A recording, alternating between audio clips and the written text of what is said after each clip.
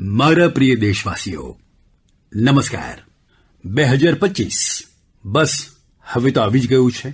દરવાજે ટકોરા મારી રહ્યું છે. 2025માં 26 જાન્યુઆરીએ આપણા બંધારણને લાગુ થવાના 75 વર્ષ થવા જઈ રહ્યા છે. આપણા બધા માટે ખૂબ જ ગૌરવની વાત છે. આપણા બંધારણના ઘડવૈયાઓએ આપણને જે બંધારણ સોંપ્યું છે તે સમયની દરેક કસોટી પર ખરું ઉતર્યું છે. બંધારણ આપણા માટે ગાઈડિંગ લાઇટ છે, આપણું માર્ગદર્શક છે. ભારતના બંધારણના કારણે જ હું આજે અહીં છું, તમારી સાથે વાત કરી રહ્યો છું. આ વર્ષે 26 નવેમ્બરે બંધારણ દિવસથી એક વર્ષ ચાલનારી અનેક પ્રવૃત્તિઓ શરૂ થઈ છે. દેશના નાગરિકોને બંધારણના વારસા સાથે જોડવા માટે constitution75.com નામથી એક વિશેષ વેબસાઇટ પણ બનાવવામાં આવી છે. તેમાં તમે બંધારણની પ્રસ્તાવના વાંચીને તમારો વિડિયો અપલોડ કરી શકો છો. અલગ અલગ ભાષાઓમાં બંધારણ વાંચી શકો છો. બંધારણ વિશે પ્રશ્ન પણ પૂછી શકો છો. મન કી બાતના શ્રોતાઓને, શાળામાં ભણનારા બાળકોને, કોલેજમાં જનારા યુવાનોને મારો અનુરોધ છે કે આ વેબસાઇટ પર જરૂર જઈને જુઓ, તેનો હિસ્સો બનો. સાથીઓ, આગામી મહિને 13 તારીખે પ્રયાગરાજમાં મહાકુંભ પણ થવા જઈ રહ્યો છે. આ સમયે ત્યાં સંગમ તટ પર જબરદસ્ત તૈયારીઓ ચાલી રહી છે. મને યાદ છે, હમણાં કેટલાક દિવસો પહેલા જ્યારે હું પ્રયાગરાજ ગયો હતો તો હેલિકોપ્ટરથી પૂરું કુંભ ક્ષેત્ર જોઈને મન પ્રસન્ન થઈ ગયું હતું. કેટલું વિશાળ, કેટલું સુંદર, કેટલી ભવ્યતા! સાથીઓ, મહાકુંભની વિશેષતા કેવળ તેની વિશાળતામાં જ નથી, કુંભની વિશેષતા તેની વિવિધતામાં પણ છે. આ આયોજનમાં કરોડો લોકો એકત્રિત થાય છે. લાખો સંતો, હજારો પરંપરાઓ, સેંકડો સંપ્રદાય, અનેક અખાડાઓ, દરેક આ આયોજનનો હિસ્સો બને છે. ક્યાંય કોઈ ભેદભાવ દેખાતો નથી. કોઈ મોટું નથી હોતું, કોઈ નાનું નથી હોતું. અનેકતામાં એકતાનું આવું દ્રશ્ય વિશ્વમાં બીજે ક્યાંય જોવા નહીં મળે. આથી જ આપણો કુંભ એકતાનો મહાકુંભ પણ હોય છે. આ વખતનો મહાકુંભ પણ એકતાના મહાકુંભના મંત્રને સશક્ત કરશે. હું તમને બધાને કહીશ, જ્યારે આપણે કુંભમાં સહભાગી થઈએ તો એકતાના આ સંકલ્પને પોતાની સાથે લઈને પાછા જઈએ. આપણે સમાજમાં વિભાજન અને વિદ્વેષના ભાવને નષ્ટ કરવાનો સંકલ્પ પણ લઈએ. જો ઓછા શબ્દોમાં મારે કહેવું હોય તો હું કહીશ, महाकुंभ का संदेश एक हो पूरा देश. महाकुंभ का संदेश एक हो पूरा देश. અને જો બીજી રીતે કહેવું હોય તો કહીશ, गंगा की अविरल धारा न बटे समाज हमारा. गंगा की अविरल धारा न बटे समाज हमारा. સાથીઓ, આ વખતે પ્રયાગરાજમાં દેશ અને દુનિયાના શ્રદ્ધાળુ ડિજિટલ મહાકુંભના સાક્ષી પણ બનશે. ડિજિટલ નેવિગેશનની મદદથી તમને અલગ અલગ ઘાટ, મંદિર, સાધુઓના અખાડા સુધી પહોંચવાનો રસ્તો મળશે. આ નેવિગેશન પ્રણાલી તમને પાર્કિંગ સુધી પહોંચવામાં પણ મદદ કરશે. પહેલીવાર કુંભના આયોજનમાં એઆઈ ચેટબોટનો પ્રયોગ થશે. એઆઈ ચેટબોટના માધ્યમથી 11 ભારતીય ભાષાઓમાં કુંભ સાથે જોડાયેલી દરેક પ્રકારની જાણકારી પણ મેળવી શકાશે. આ ચેટબોટથી કોઈ પણ લખાણ લખીને કે બોલીને કોઈ પણ પ્રકારની મદદ માંગી શકે છે.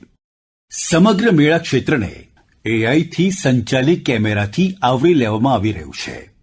કુંભમાં જો કોઈ પોતાના પરિચિતથી વિખૂટો પડી જશે તો આ કેમેરાથી તેમને શોધવામાં પણ મદદ મળશે. શ્રદ્ધાળુઓને ડિજિટલ ખોયા પાયા કેન્દ્રની સુવિધા પણ મળશે. શ્રદ્ધાળુઓને મોબાઈલ પર સરકાર માન્ય ટૂર પેકેજ, ઉતારાની જગ્યા અને ઘરમાં ઉતારા વિશે પણ જાણકારી આપવામાં આવશે. તમે પણ મહાકુંભમાં જાઓ તો આ સુવિધાઓનો લાભ ઉઠાવો. અને હા, #એકતા કા મહાકુંભની સાથે પોતાની સેલ્ફી અવશ્ય અપલોડ કરજો. સાથીઓ, મન કી બાત અર્થાત MKBમાં હવે વાત KTBની. જે વડીલો વૃદ્ધો છે તેમનામાંથી ઘણા બધા લોકોને KTB વિશે જાણકારી નહીં હોય, પરંતુ જરા બાળકોને પૂછો, કેટીબી તેમની વચ્ચે ખૂબ જ લોકપ્રિય છે. કેટીબી અર્થાત ક્રિશ, ટ્રિશ ઓર બાલ્ટી બોય. તમને કદાચ ખબર હશે કે બાળકોની મનગમતી એનિમેશન શ્રેણી અને તેનું નામ છે કેટીબી. ભારત હૈ હમ અને તેની બીજી સિઝન પણ આવી ગઈ છે. આ 3 એનિમેશન પાત્રો આપણને ભારતીય સ્વતંત્રતા સંગ્રામના તે નાયક નાયિકાઓ વિશે જણાવે છે જેની બહુ ચર્ચા થતી નથી. તાજેતરમાં તેની સિઝન 2 ખૂબ જ વિશેષ અંદાજમાં ગોવામાં ભારતના આંતરરાષ્ટ્રીય ફિલ્મોત્સવમાં રજૂ કરાઈ હતી. સૌથી શાનદાર વાત એ છે કે આ શ્રેણી ભારતની અનેક ભાષાઓમાં જ નહીં પરંતુ વિદેશી ભાષાઓમાં પણ પ્રસારિત થાય છે. તેને દૂરદર્શનની સાથે સાથે અન્ય ઓટીટી મંચ પર પણ જોઈ શકાય છે. સાથીઓ, આપણી એનિમેશન ફિલ્મોની, રેગ્યુલર ફિલ્મોની, ટીવી ધારાવાહિકોની લોકપ્રિયતા બતાવે છે કે ભારતના સર્જનાત્મક ઉદ્યોગમાં કેટલી ક્ષમતા છે.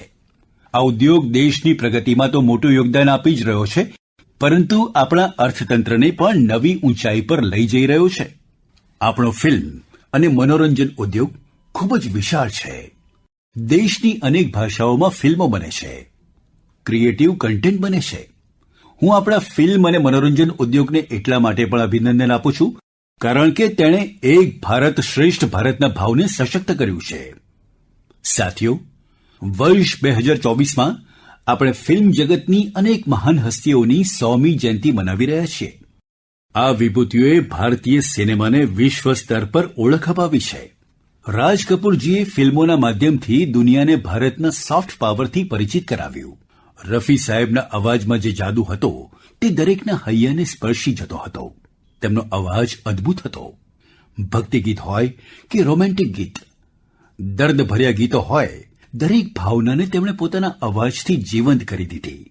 એક કલાકારના રૂપમાં તેમની મહાનતાનો અંદાજ એ વાત પરથી લગાવી શકાય છે કે આજની યુવા પેઢી પણ તેમના ગીતોને એટલી જ તલ્લીનતાથી સાંભળે છે.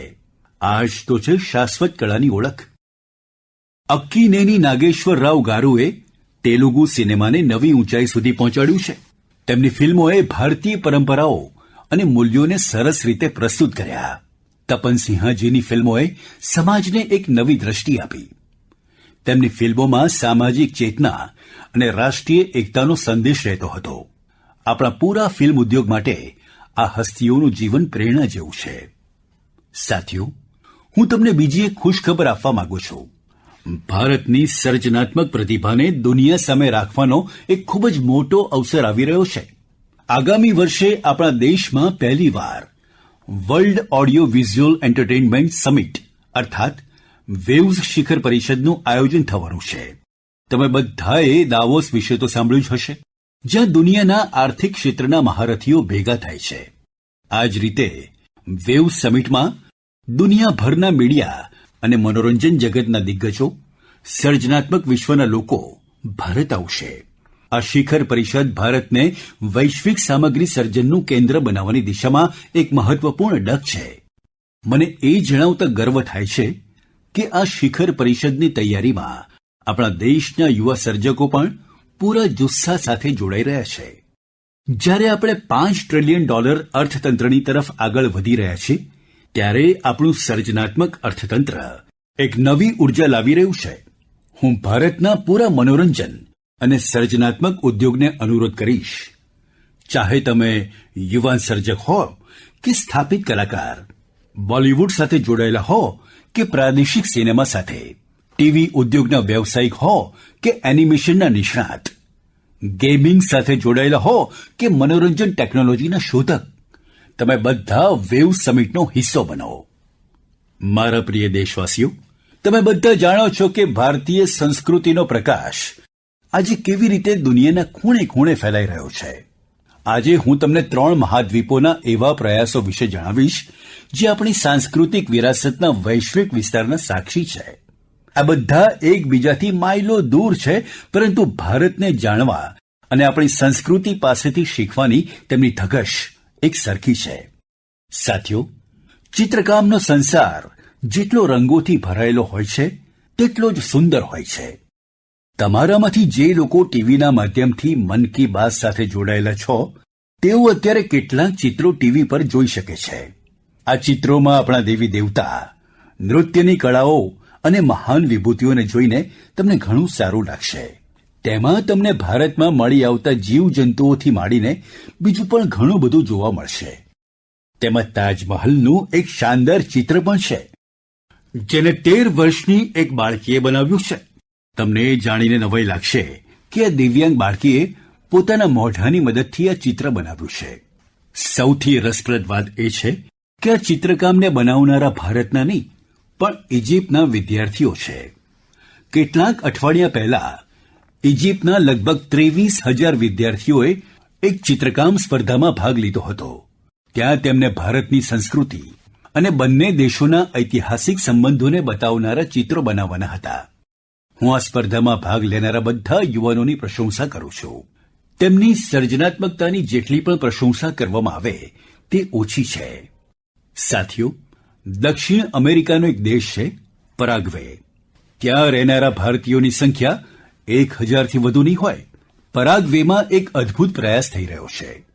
ત્યાં ભારતીય દૂતાવાસમાં એરિકા હ્યુબર આયુર્વેદની સલાહ નિઃશુલ્ક આપે છે. આયુર્વેદની સલાહ લેવા માટે આજે તેમની પાસે સ્થાનિક લોકો પણ મોટી સંખ્યામાં પહોંચી રહ્યા છે.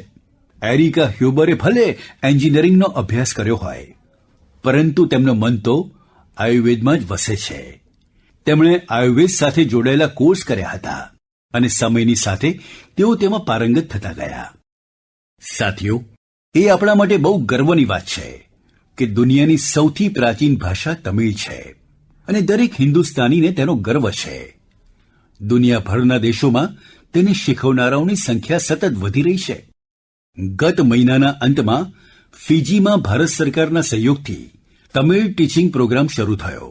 80 વર્ષોમાં આ પહેલો અવસર છે જ્યારે ફિજીમાં તમિળના પ્રશિક્ષિત શિક્ષકો આ ભાષા શીખવાડી રહ્યા છે. મને એ જાણીને સારું લાગ્યું કે આજે ફિજીમાં વિદ્યાર્થીઓ તમિળ ભાષા અને સંસ્કૃતિને શીખવામાં ઘણો રસ લઈ રહ્યા છે. સાથીઓ, આ વાતો, આ ઘટનાઓ માત્ર સફળતાની વાર્તાઓ નથી, તે આપણા સાંસ્કૃતિક વારસાની પણ ગાથાઓ છે. આ ઉદાહરણ આપણને ગર્વથી ભરી દેશે. કળાથી આયુર્વેદ સુધી અને ભાષાથી લઈને સંગીત સુધી ભારતમાં એટલું બધું છે જે દુનિયામાં છવાઈ રહ્યું છે. સાથીઓ, ઠંડીની આ ઋતુમાં દેશભરમાં રમતો અને ફિટનેસ સંદર્ભે અનેક પ્રવૃત્તિઓ થઈ રહી છે. મને આનંદ છે કે લોકો ફિટનેસને પોતાની દિનચર્યાનો હિસ્સો બનાવી રહ્યા છે. કાશ્મીરમાં સ્કીઇંગથી લઈને ગુજરાતમાં પતંગબાજી સુધી બધી જગ્યાએ રમત અંગે ઉત્સાહ જોવા મળી રહ્યો છે. #સન્ડે ઓન સાયકલ અને #સાયકલિંગ ટ્યુઝડે જેવા અભિયાનોથી સાયકલ ચલાવવાને પ્રોત્સાહન મળી રહ્યું છે. સાથીઓ, હવે હું તમને એક એવી અનોખી વાત કરવા ઈચ્છું છું જે આપણા દેશમાં થઈ રહેલા પરિવર્તન અને યુવા સાથીઓના જુસ્સા તેમજ ધગશનું પ્રતીક છે. શું તમે જાણો છો કે આપણા બસ્તરમાં એક અનોખી ઓલિમ્પિક શરૂ થઈ છે? જી હા, પહેલીવાર બસ્તર ઓલિમ્પિકથી બસ્તરમાં એક નવી ક્રાંતિ જન્મ લઈ રહી છે. મારા માટે એ ખૂબ જ ખુશીની વાત છે કે બસ્તર ઓલિમ્પિકનું સપનું સાકાર થઈ રહ્યું છે. તમને પણ એ જાણીને સારું લાગશે કે તે એવા ક્ષેત્રમાં થઈ રહી છે જે ક્યારેક માઓવાદી હિંસાનું સાક્ષી રહ્યું છે. બસ્તર ઓલિમ્પિકનું શુભંકર છે વન પાડો અને પહાડી મૈના. તેમાં બસ્તરની સમૃદ્ધ સંસ્કૃતિની ઝલક જોવા મળે છે. આ બસ્તર ખેલ મહાકુંભનો મૂળ મંત્ર છે કરસાયતા બસ્તર બરસાયતા બસ્તર, અર્થાત ખેલેગા બસ્તર જીતેગા બસ્તર. પહેલી જ વારમાં બસ્તર ઓલિમ્પિકમાં 7 જિલ્લાના 1,65,000 ખેલાડીઓએ ભાગ લીધો છે. આ માત્ર એક આંકડો જ નથી, આ આપણા યુવાનોના સંકલ્પની ગૌરવ ગાથા છે. એથ્લેટિક્સ, તીરંદાજી, badminton, football, hockey, weightlifting, karate, kabaddi, kho kho અને વોલીબોલ, દરેક રમતમાં આપણા યુવાનોએ પોતાની પ્રતિભાનો ધ્વજ લહેરાવ્યો છે. કારી કશ્યપજીની વાત મને ખૂબ પ્રેરિત કરે છે. એક નાના ગામથી આવતી કારીજીએ તીરંદાજીમાં રજત ચંદ્રક જીત્યો છે. તેઓ કહે છે, બસ્તર ઓલિમ્પિકે આપણને માત્ર રમતનું મેદાન જ નહીં, જીવનમાં આગળ વધવાનો અવસર આપ્યો છે. સુકમાની પાયલ કવાસીજીની વાત પણ ઓછી પ્રેરણાદાયક નથી. ભાલા ફેંકમાં સુવર્ણ ચંદ્રક જીતનારી પાયલજી કહે છે, અનુશાસન અને આકરી મહેનતથી કોઈ પણ લક્ષ્ય અસંભવ નથી. સુકમાના દોરનાપાલના પૂનેમ સન્નાજીની વાત તો નવા ભારતની પ્રેરક કથા છે. એક સમયે નક્સલી પ્રભાવમાં આવેલા પૂનેમજી આજે વ્હીલચેર પર દોડીને ચંદ્રક જીતી રહ્યા છે. તેમનું સાહસ અને હિંમત દરેક માટે પ્રેરણા છે. કોડા ગાંવના તીરંદાજ રંજુ સોરીજીને બસ્તર યુથ આઇકોન ચૂંટવામાં આવ્યા છે. તેમનું માનવું છે, બસ્તર ઓલિમ્પિક દૂર દૂરના યુવાનોને રાષ્ટ્રીય મંચ સુધી પહોંચવાનો અવસર આપી રહી છે. સાથીઓ, બસ્તર ઓલિમ્પિક માત્ર એક રમત આયોજન નથી, તે એક એવો મંચ છે જ્યાં વિકાસ અને રમતનો સંગમ થઈ રહ્યો છે, જેમાં આપણા યુવાનો પોતાની પ્રતિભાને નિખારી રહ્યા છે અને એક નવા ભારતનું નિર્માણ કરી રહ્યા છે. હું તમને બધાને અનુરોધ કરું છું, પોતાના ક્ષેત્રમાં આવા રમત આયોજનોને પ્રોત્સાહિત કરો. #ખેલેગા ભારત, જીતેગા ભારત સાથે પોતાના ક્ષેત્રની ખેલ પ્રતિભાઓની વાર્તાઓ લોકોને જણાવો. સ્થાનિક ખેલ પ્રતિભાઓને આગળ વધવાનો અવસર આપો. યાદ રાખો, ખેલથી ન માત્ર શારીરિક વિકાસ થાય છે, પરંતુ તે ખેલદિલીથી સમાજને જોડવાનું પણ સશક્ત માધ્યમ છે. તો ખૂબ રમો, ખૂબ ખીલો. મારા પ્રિય દેશવાસીઓ, ભારતની 2 મોટી ઉપલબ્ધિઓ આજે વિશ્વનું ધ્યાન આકર્ષિત કરી રહી છે. તે સાંભળીને તમે પણ ગર્વ અનુભવશો. આ બંને સફળતાઓ સ્વાસ્થ્યના ક્ષેત્રમાં મળી છે. પહેલી ઉપલબ્ધિ મળી છે મેલેરિયાની લડાઈમાં. મેલેરિયાની બીમારી 4000 વર્ષોથી માનવતા માટે એક મોટો પડકાર રહી છે. સ્વતંત્રતાના સમયે પણ આપણા સૌથી મોટા સ્વાસ્થ્ય પડકારોમાંની એક હતી. 1 મહિનાથી લઈને 5 વર્ષના બાળકોના પ્રાણ લેનારી બધી સંક્રામક બીમારીઓમાં મેલેરિયાનું 3જું સ્થાન છે. આજે હું સંતોષથી કહી શકું છું કે દેશવાસીઓએ મળીને આ પડકારનો દ્રઢતાથી સામનો કર્યો છે. વિશ્વ સ્વાસ્થ્ય સંગઠન WHOનો રિપોર્ટ કહે છે, ભારતમાં વર્ષ 2015થી 2023ની વચ્ચે મેલેરિયાના મામલા અને તેનાથી થનારા મૃત્યુમાં 80%નો ઘટાડો થયો છે. આ કોઈ નાની ઉપલબ્ધિ નથી. સૌથી સુખદ વાત એ છે કે આ સફળતા જનજનની ભાગીદારીથી મળી છે. ભારતના ખૂણે ખૂણેથી, દરેક જિલ્લાથી દરેક જણ આ અભિયાનનો હિસ્સો બન્યું છે. આસામમાં જોરહાટના ચાના બગીચામાં મેલેરિયા 4 વર્ષ પહેલા સુધી લોકોની ચિંતાનું એક મોટું કારણ બનેલી હતી. પરંતુ જ્યારે તેના ઉન્મૂલન માટે ચાના બગીચામાં રહેનારાઓ એક સંપ થયા, તો તેમાં ઘણી સીમા સુધી સફળતા મળવા લાગી. પોતાના પ્રયાસમાં તેમણે ટેકનોલોજી સાથે સાથે સોશિયલ મીડિયાનો પણ ભરપૂર ઉપયોગ કર્યો છે. આ જ રીતે હરિયાણાના કુરુક્ષેત્ર જિલ્લાએ મેલેરિયા પર નિયંત્રણ માટે બહુ સારું મોડેલ પ્રસ્તુત કર્યું. ત્યાં મેલેરિયા પર નિરીક્ષણ માટે જનભાગીદારી ઘણી સફળ રહી છે. નુક્કડ નાટક અને રેડિયો દ્વારા એવા સંદેશાઓ પર ભાર મૂકવામાં આવ્યો, જેનાથી મચ્છરોના સંવર્ધનને ઓછું કરવામાં ઘણી સહાય મળી છે. દેશભરમાં આવા પ્રયાસોથી જ આપણે મેલેરિયા સામેની લડાઈને પહેલાં કરતાં વધુ ઝડપથી આગળ વધારી શક્યા છીએ. સાથીઓ, આપણી જાગૃતિ અને સંકલ્પ શક્તિથી આપણે શું પ્રાપ્ત કરી શકીએ છીએ, તેનું બીજું ઉદાહરણ છે કેન્સર સામેની લડાઈ. દુનિયાની પ્રસિદ્ધ મેડિકલ જર્નલ લાન્સેટનો અભ્યાસ ખરેખર ઘણો જ આશા વધારનારો છે. આ જર્નલ મુજબ હવે ભારતમાં સમય પર કેન્સરનો ઉપચાર શરૂ થવાની સંભાવના ઘણી વધી ગઈ છે. સમય પર ઉપચારનો અર્થ છે કેન્સરના દર્દીની સારવાર 30 દિવસની અંદર જ શરૂ થઈ જવી. અને તેમાં મોટી ભૂમિકા નિભાવી છે આયુષ્યમાન ભારત યોજનાએ. આ યોજનાના કારણે કેન્સરના 90% દર્દીઓ સમય પર પોતાનો ઉપચાર શરૂ કરાવી શક્યા છે. આવું એટલા માટે થયું છે કારણ કે અગાઉ પૈસાના અભાવને લીધે ગરીબ દર્દીઓ કેન્સરની તપાસમાં, તેના ઉપચારથી કતરાતા હતા. હવે આયુષ્યમાન ભારત યોજના તેમના માટે મોટું બળ બની છે. હવે તેઓ આગળ વધીને પોતાનો ઉપચાર કરાવવા માટે આવી રહ્યા છે. આયુષ્યમાન ભારત યોજનાએ કેન્સરના ઉપચારમાં આવતી પૈસાની પરેશાનીને ઘણી હદ સુધી ઓછી કરી છે. એ પણ સારી વાત છે કે આજે સમય પર કેન્સરના ઉપચાર અંગે લોકો પહેલા કરતાં વધુ જાગૃત થયા છે. આ ઉપલબ્ધિ જેટલી આપણા આરોગ્ય તંત્રની છે, ડોક્ટરો, નર્સો અને ટેકનિકલ સ્ટાફની છે, તેટલી જ તમારી, બધા મારા નાગરિક ભાઈ બહેનોની પણ છે. બધાના પ્રયાસથી કેન્સરને હરાવવાનો સંકલ્પ વધુ મજબૂત થયો છે. આ સફળતાનો યશ એ બધાને મળે છે જેમણે જાગૃતિ ફેલાવવામાં પોતાનું મહત્વપૂર્ણ યોગદાન આપ્યું છે. કેન્સર સામે લડાઈનો એક જ મંત્ર છે, અવેરનેસ, એક્શન અને એશ્યોરન્સ. અવેરનેસ એટલે કેન્સર અને તેના લક્ષણો પ્રત્યે જાગૃતિ. એક્શન અર્થાત સમય પર તપાસ અને ઉપચાર. એશ્યોરન્સ એટલે દર્દીઓ માટે દરેક મદદ ઉપલબ્ધ હોવાનો વિશ્વાસ. આવો આપણે બધા મળીને કેન્સર વિરુદ્ધની આ લડાઈને ઝડપથી આગળ લઈ જઈએ અને વધુમાં વધુ દર્દીઓની મદદ કરીએ. મારા પ્રિય દેશવાસીઓ, આજે હું તમને ઓડિશાના કાલાહાંડીના એક એવા પ્રયાસની વાત જણાવવા માંગુ છું જે ઓછા પાણી અને ઓછા સંસાધનો છતાં સફળતાની નવી ગાથા લખી રહ્યો છે. તે છે કાલાહાંડીની શાકભાજી ક્રાંતિ. જ્યાં ક્યારેક ખેડૂતો સ્થળાંતર કરવા માટે વિવશ હતા, ત્યાં આજે કાલાહાંડીનો ગોલામુંડા બ્લોક એક શાકભાજી કેન્દ્ર બની ગયો છે. આ પરિવર્તન કેવી રીતે આવ્યું? તેની શરૂઆત માત્ર 10 ખેડૂતોના એક નાના સમૂહથી થઈ. આ સમૂહે મળીને એક એફપીઓ, કિસાન ઉત્પાદક સંઘની સ્થાપના કરી. ખેતીમાં આધુનિક ટેકનોલોજીનો ઉપયોગ શરૂ કર્યો અને આજે તેમનો આ એફપીઓ કરોડોનો વેપાર કરી રહ્યો છે.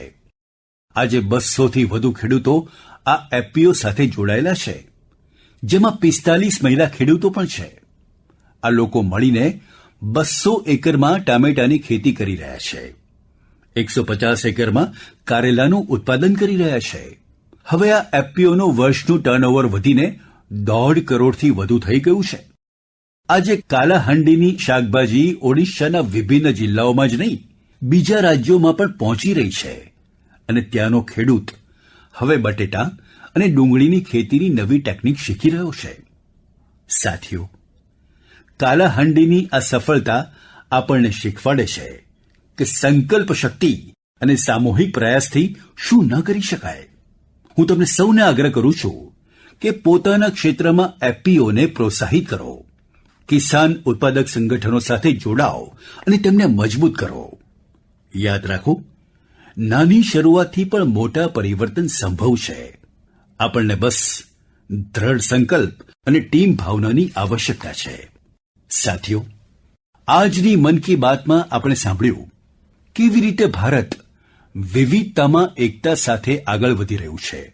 તે પછી રમતનું મેદાન હોય કે વિજ્ઞાનનું ક્ષેત્ર, સ્વાસ્થ્ય હોય કે શિક્ષણ, દરેક ક્ષેત્રમાં ભારત નવી ઊંચાઈઓને સ્પર્શી રહ્યું છે. આપણે એક પરિવારની જેમ મળીને દરેક પડકારનો સામનો કર્યો અને નવી સફળતા પ્રાપ્ત કરી. 2014થી શરૂ થયેલી મન કી બાતના 116 એપિસોડમાં મેં જોયું છે કે મન કી બાત દેશની સામૂહિક શક્તિનો એક જીવંત દસ્તાવેજ બની ગયો છે. તમે બધાએ આ કાર્યક્રમને અપનાવ્યો, પોતાનો બનાવ્યો. દરેક મહિને તમે તમારા વિચારો અને પ્રયાસો જણાવ્યા. ક્યારેક કોઈ યુવા શોધકના વિચારને પ્રભાવિત કર્યો, તો ક્યારેક કોઈ દીકરીની સિદ્ધિએ ગૌરવાન્વિત કર્યા. આ તમારા બધાની ભાગીદારી છે જે દેશના ખૂણે ખૂણેથી સકારાત્મક ઉર્જાને એક સાથે લાવે છે. મન કી બાત આ સકારાત્મક ઉર્જાની અનેક ગણી વૃદ્ધિનો મંચ બની ગયો છે અને હવે 2025 ટકોરા મારી રહ્યું છે. આવનારા વર્ષમાં મન કી બાતના માધ્યમથી આપણે હજુ વધુ પ્રેરણાદાયક વિચારોને વહેંચીશું. મને વિશ્વાસ છે કે દેશવાસીઓની સકારાત્મક વિચારસરણી અને શોધની ભાવનાથી ભારત નવી ઊંચાઈઓને સ્પર્શશે. તમે તમારી આસપાસના અનોખા પ્રયાસોને #મન કી બાત સાથે શેર કરતા રહો.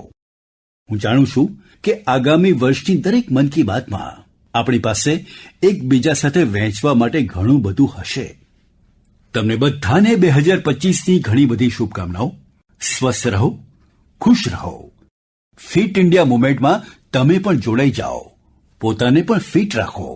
જીવનમાં પ્રગતિ કરતા રહો. ખૂબ ખૂબ ધન્યવાદ.